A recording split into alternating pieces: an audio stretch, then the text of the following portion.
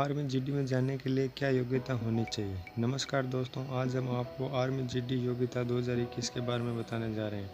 आज हम इस वीडियो में हम आपको आर्मी जीडी के लिए क्या योग्यता है यानी कि सैनिक सामान्य ड्यूटी के बारे में विस्तारपूर्वक जानकारी देंगे। नीचे आप सारी जानकारी पढ़ सकते हैं। हमने आपको आसान भाषा में इंडियन आर्मी जीडी के बारे में पूर्ण जानकारी दी है।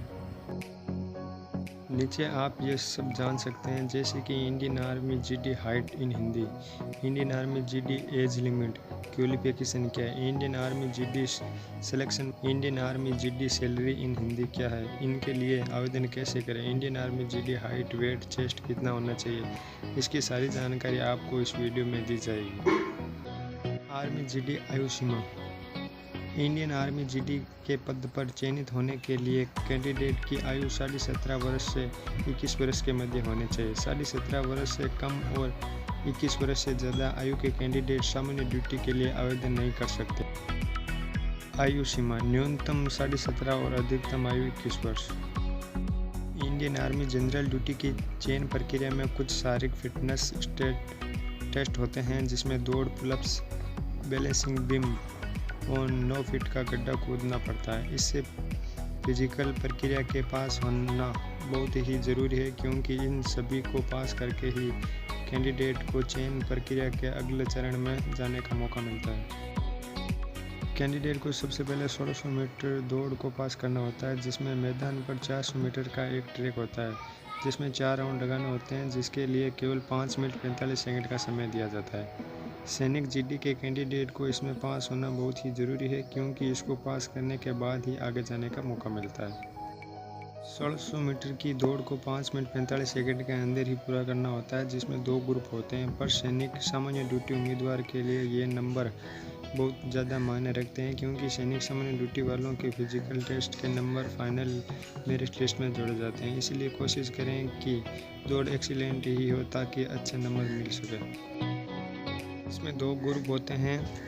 पहले ग्रुप में 5 मिनट 30 सेकंड तक आते हैं तो आपको 60 अंक मिलते हैं। दूसरे ग्रुप में 5 मिनट 30 सेकंड से ज़्यादा आते हैं तो आपको 68 अंक मिलते हैं। कोशिश करना कि 30 सेकंड के अंदर ही आ जाएं। इसके बाद आता है पुलअप्स। दौड़ में पास होने वाले उम्मीदवार को सारी योग्यता की इस प्रक्रिया में आने का मौका मिलता है। इसमें उम्मीदवार को 10 पुलअप्स लगानी पड़ती है जिसमें हर एक बीम पर अलग अलग अंक निर्धारित होते हैं। इस प्रक्रिया में पास होने के लिए कम से कम 6 बीम लगाना जरूरी है। हर एक बीम पर मिलने वाले अंक इस प्रकार है। इसमें हर एक पुशअप का अलग अलग अंक मिलता है। 10वें पुशअप का 40 अंक, 9वें का 33, 8वें का 27, 7वें का 21, 6वें का 16 अंक और 6 से कम आने पर फेल कर दिया जाता है। इसके बाद 9 फीट का गड्ढा कूदना होता है। दौड़ और पुलअप्स के अलावा उम्मीदवार को इस प्रक्रिया में फिजिकल की इस प्रक्रिया से होकर गुजरना पड़ता है। इस टेस्ट को पास करने में कोई अंक नहीं दिए जाते हैं पर इसमें पास होना ज़रूरी है।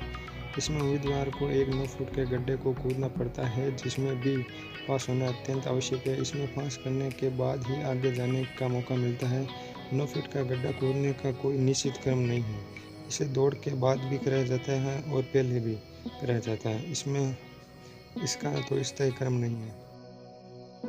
इसके बाद आता है बैलेंसिंग बीम। ये फिजिकल टेस्ट का अंतिम पड़ाव है। इसको भी पास करना अत्यधिक आवश्यक है। इस टेस्ट को पास करने के लिए भी कोई अंक नहीं दिए जाते हैं। इसमें पास होना ज़रूरी है। बैलेंसिंग बीम में युवाओं को एक पतली पट्टी पर शरीर को बैलेंस बना के चलना होता है जो टेढ़ी मेढ़ी होती है। इसका भी कोई निश्चित क्रम नहीं है। ये दौड़ के बाद भी करवाई जा सकती है। शारीरिक मानसिक छूट। सैनिक पूर्व सैनिकों और उसके परिवार के सदस्यों को राष्ट्रीय और राज्य लेवल के खिलाड़ियों को फिजिकल मानक में छूट दी जाती है। हाइट में 2 सेमी, वजन में 2 किलोग्राम, छाती में 2 सेमी छूट दी जाती है। Indian army medical test. Physical test को पास करने के बाद उम्मीदवार को मेडिकल टेस्ट के लिए बुलाया जाता है। मेडिकल किसी भी दिन हो सकता है जिसमें उम्मीदवार के सारे शरीर के अंगों की जांच होती है। मेडिकल में फिट या पास होने वाले उम्मीदवार के पास लिखित परीक्षा या एडमिट कार्ड दे दिया जाता है। यदि कोई वह मेडिकल में किसी वजह से अनफिट हो जाता है तो उसको 1 हफ्ते के अंदर सेना अस्पताल में उसी अंग की जांच करवानी पड़ती है जिसमें उसे अनफिट किया गया है। मेडिकल जांच में यदि उम्मीदवार फिट हो जाता है तो उसको उसी समय लिखित परीक्षा के लिए एडमिट कार्ड दे दिया जाता है। लिखित परीक्षा। फिजिकल और मेडिकल के पास होने वाले उम्मीदवार को लिखित परीक्षा के लिए बुलाया जाता है। लिखित परीक्षा फिजिकल टेस्ट के 1 या 2 महीने बाद होती है। इसमें पास होने वाले उम्मीदवार की फाइनल मेरिट लिस्ट बनाई जाती है।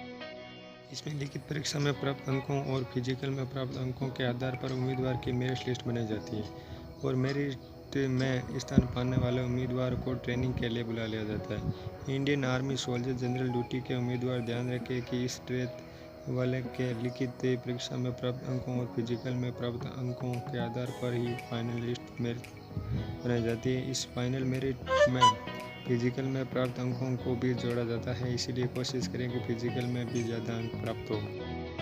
बाद आपको बोनस भी मिलता है। रिलेशन प्रमाण पत्र के 20 अंक, NCC A के 5 अंक, NCC B के 10 अंक, NCC C के 15 अंक, राष्ट्रीय अंतर्राष्ट्रीय स्तर पर खिलाड़ी को 20 अंक, O+ कंप्यूटर सर्टिफिकेट का 15 अंक मिलते हैं। उसके बाद इंडियन आर्मी की सैलरी कितनी होती है। भारतीय सेना विश्व की सबसे ताकतवर और बड़ी सेनाओं में शामिल है, जिसमें सैनिक की सैलरी के साथ कई प्रकार के भत्ते और सुविधा ये भी प्रदान की जाती है, जैसे ग्रेड पे, सेना वेतन, ग्रुप वेतन और कैंटीन और मेडिकल की सुविधा ये भी उपलब्ध होती है, जिसमें सैनिकों और उसके परिवार वालों को लाभ मिलता है। वेतन में सैनिक जनरल ड्यूटी की महीने की सैलरी 30,000 प्लस प्रतिमाह भत्ता होता है। ये एक अनुमानित राशि है, इसमें कुछ ज़्यादा भी हो सकती है। सैनिक का वेतन उसकी ड्यूटी के क्षेत्र में है, इसके हिसाब से बढ़ती और घटती रहती है। जैसे यदि किसी की ड्यूटी हाई रिस्क क्षेत्र में है तो उसको वेतन के साथ बोनस वेतन भी मिलता है, जो क्षेत्र के हिसाब से दिया जाता है। इसके बाद आता है हाइट, वजन और छाती। इसमें हर राज्य की अलग अलग दी गई है। राज्यों की अलग अलग हाइट, वेट, चेस्ट है, वे इस प्रकार है। हमारा ये वीडियो अच्छा लगा तो इस चैनल को सब्सक्राइब कीजिए, वीडियो को लाइक कीजिए और अपने दोस्तों में शेयर कर दीजिए।